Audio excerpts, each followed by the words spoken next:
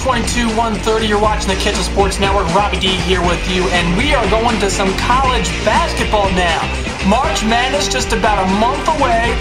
Obviously can't wait for college football season now over, so we're going to transition to some new videos. This week we're going to have some of the best games of the week in the conference. What we're going to plan on doing here, show you some of the best games of the week, and then, which will come on Friday night, we'll call it our Midnight Madness segment. And then the best games from the weekend on Saturday and Sunday, that'll come up either on Monday morning or Monday night right before the games tip off at 7, staying in conference. So don't forget to follow me on Twitter, twitter.com/Kitchel22130. Check out my ESPN videos. They are on my channel. And then always tune in to JB and KB from Seattle on Game Time Live. Their college basketball correspondent. Now I go on at 4:30 p.m. Eastern Time, but make sure you tune in from 4 to 6 p.m. Eastern Time. So let's go ahead and get started. We're first going to start off in East Lansing, where the Boilermakers have had a tough time being able to win in Sparty Land. There's Kalen Lucas, injured his ankle about a week ago in Madison and hasn't been able to go since. Look at it again. Just injured that ankle, rolled it up on Keaton Nankiville, but a 60% Kalen Lucas, probably better than most of 100% players. Looked pretty good on this play, though. Taking this one coast to coast for the lane. MSU at a 16-13 lead. Sort of hobble a little bit, but Jawan Johnson. We call him JJ here in West Lafayette. The kid's got range for being 6'10". Knocks it down top of the key. Then they go inside to the big man. Fall away jumper. That one's good. And then he would cap it off here with a little flush from his friend Robbie Hummel. Purdue, 11-0 run. They're up 28-17 at that point, though. Into the half. Purdue's still up by 11, and Robbie Hummel. 1, 2, give me all three of these, the pride of Valpo, Indiana. Boilermakers go in at the half up by 14, but the second half, Sparty would come back. They are on their home floor. They're not going to go down without a fight. Chris Allen had a ridiculous game. Basket in the foul on the jump shot. Here, Kalen Lucas. Driving to the 10, draws the foul, comes up a little limpy on the play, but I mean, he's a basketball player and he's a warrior, so he would stay in the contest and knock down both free throws. Here's the shot that got MSU, just the place was on fire, it was chaotic, it was ridiculous.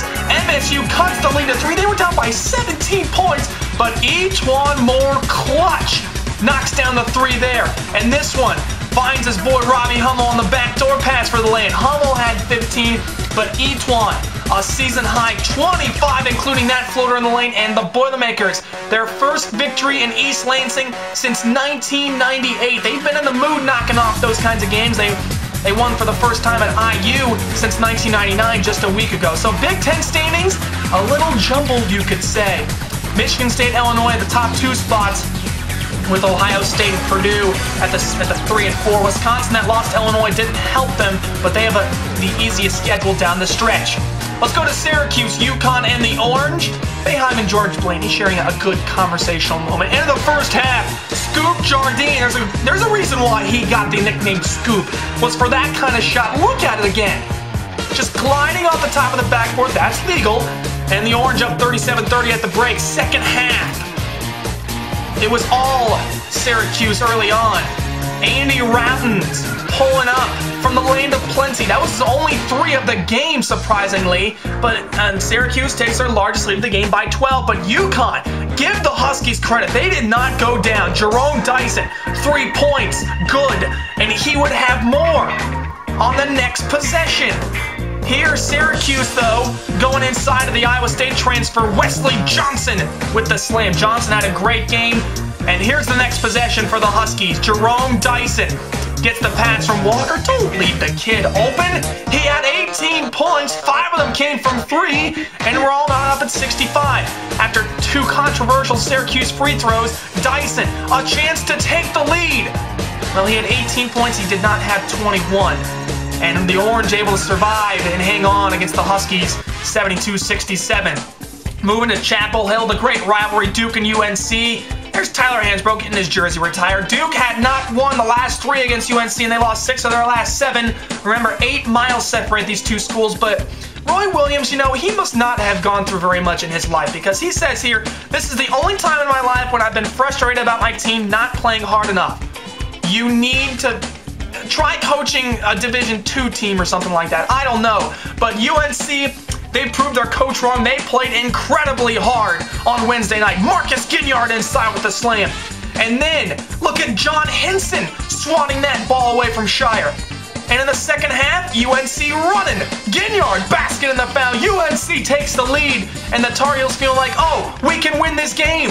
More from them. Deion Thompson inside from Ed Davis. But John Shire, he was the one that kept him in this one. Knocks down the three there. He was 5 of 9 from three-point range. Here comes Nolan Smith all the way to the basket for the lay-in. Duke's up by 6, poised to pull away, and they would. Shire, 1-2, give me all 3 of these.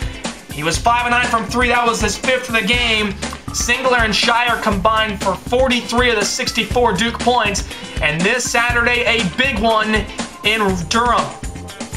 Maryland and Duke, it's for the top of the ACC standings. Maryland last year was not pleased with the way they played in Cameron Indoor. Lost by 41. It was their worst loss since 1944 when they got blown out by Navy.